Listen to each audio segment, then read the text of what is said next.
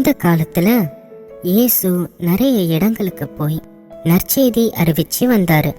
மக்களுக்கு நிறைய புதுமைகளையும் செஞ்சாரு. அப்போ ஒரு நாள் அவரு ஒரு ஊருக்கு போகும்போது அவருக்கு எதிரில் கல்லறையிலிருந்து 2 பேர் வந்தாங்க. அவங்களுக்குள்ள நிறைய பேய்ங்க இருந்துச்சு. அதனால ரொம்ப முரட்டுத்தனமா அவங்க நடந்துக்கிட்டாங்க. அந்த 2 பேரையும் சங்கிலியால கட்டி வச்சாலும் அதை உடைச்சிட்டு வந்துடுறாங்க. யாராலையும் அந்த 2 பேரையும் அடக்கவே முடியல. இப்படிப்பட்ட அந்த 2 பேரும் இயேசு கிட்ட வந்தாங்க. இயேசுவை பார்த்ததும், இறைமகனான உங்களுக்கு இங்க என்ன வேலை?